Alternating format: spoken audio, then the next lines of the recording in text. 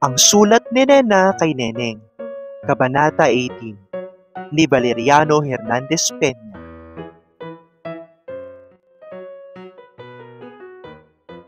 Bagamat nalilibang si Neneng sa bagong pagkikilala nila ni Narciso at sa mga bagay-bagay na napapanood sa Maynila, ay madalas ding bumubunggo sa loob ang pagkalayo ni Nena at ang malaong hindi man lamang pagsulat ay ipinapanimdim ng malaki sa gunitang baka nagkakasakit kaya walang balitang dumarating. Ano kaya ang nangyari sa taong ito? Ang nawi ka sa loob. May malaking dahilan marahil na pinagkakabalahan si Nena roon. Pagkat kung wala, ay hindi mangyayaring hindi ako maalalang dahil sa kanyang paninimdim na gayon lamang. Baka naman ang kanyang ale ay nagkasakit sa malaking pagdadalamhati sa pagkamatay ng asawa. Ngunit ano't ano may di sasalang mahalagang bagay ang ganitong pagwawalang bahala ni Nena sa akin. Sa pag-alis niya ay walang iniwan kundi ang pangakong magbabalik agad. At liban sa pag-asang ito, nalilibang ang nararamdaman kong loob sa kanyang pagkalayo. Dapwat may 3 linggo na ngayon wala pa at sulat man lamang ay di ako tumatanggap. Ano ang dahilan? Ay, hindi ako mahal kay Nena at ito'y ipinapahayag ng kanyang pagwawalang bahala sa akin. Ang pagtatahi-tahing ito ni Neneng ng mga hinala ay bigla-biglang naputol sa tawag ng kanyang hipag at isang sulat ang taglay sa kanyang iniabot.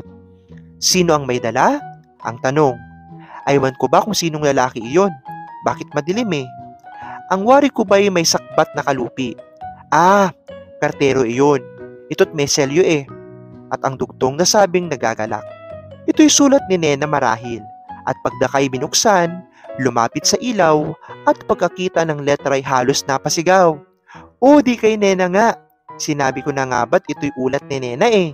Ang kanyang hipag na talagang hindi nakikialam sa lihim ng iba ay dali-daling lumabas at si Neneng na may naiwang natutuwa sa pagbasa ng ganito mga titik. Oktubre 24. Pinakagigiliw kong Neneng. Hindi ako nakasulat agad dahil sa maraming kaabalahang hinaharap namin ng nanang ko at makukuro mo na marahil ang naging sanhi ng biglang pagka-uwi namin dini, salamat at manakanakang nalilimbang sinanang sa napapansing pagdami ng aming mga hayop at di malubhang pagkasira ng ani sa kapirasong bukid na naiwan ng namatay. Ngayon malapit na kaming maggagapas ng paaga at kung magagawa mo lamang ang parini ay lumabas tayo sa bukid. Dinaramdam ko ang di pagbalik dyan agad na gaya ng aking pangako. Pagkat ang sabi ng nanang ko'y huwag ko muna siyang hiwalayan samantalang hindi pa nakakatapos na mga gagawin sa bukid. Kung sakali ay sasaglit ako riyan bago magpasko at muling babalik din hanggang sa makatupad sa hiling ni nanang. Natutuwa ako na di sinasadyang balita na aking tinanggap tungkol sa bago mong kakilala at ang masasabi ko'y isang binatang may bait at lahi naman ay ng puro bagamat mahirap. Tungkol sa akin ay saka mo matatanto kung ako'y maluwas dyan.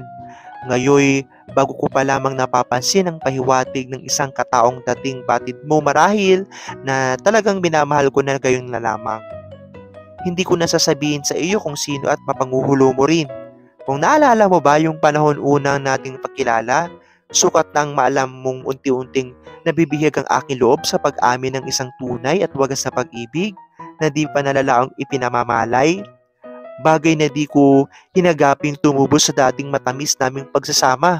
Natapwat, binibigyan kong matuwid sapagkat wala namang anumang nakataling pagkakamag-anak sa amin sa sukat kong ikakasansala sa banal na itungo ng kanyang tapos sa pagsuyo. Ngayoy, natitira kami sa ako'y mag-iisip-isip na magaling bago bigyang wakas ang kanyang nilalayon. Sa ano't ano man ay matatanto mo kung anong maluluwas dyan. Hanggang dito na lamang, Neneng, at tanggapin mo ang mairo kong yakap na buhat dini iginagawad ko sa iyo ngayon. Nena. Anong tuloy ng balita? Ang nawika ni Neneng nang matapos ang pagbasa ng dulat. At ang dugtong niya, sino kaya ang nagparating kay Neneng ng aming bagong pagkilala ni Narciso? Ay walang nakakaalam nito kundi si Chayong lamang. Sino kaya ang ibang nakakamalay ng lihim na ito? Baka pa kaya nararamdaman na ng kuyang ko ay hindi lamang nagpapalata sa akin Bakit kaya? At kung ito'y totoo, ay di malayong si Narciso rin ay nagpahayag ng kuyang. Ngunit hindi kasiraan ito. Salamat at mapapakiramdaman ko na ngayon pa ang loob ng kuyang ko kung may pag-ibig o ayaw sa kanya. At si Nena naman, sino kayang isang katao ang binabanggit sa sulat nito at makukuro ko na raw kung naalala pa ang unang araw ng pagkakilala namin? Sino ito at di pinaliwanagan sa kanyang sulat? Sa wari ko'y malaking totoo ang pagkahilig ng kanyang loob at ang sinasabing magwawari-wari muna ay isang pagpapaiiri lamang.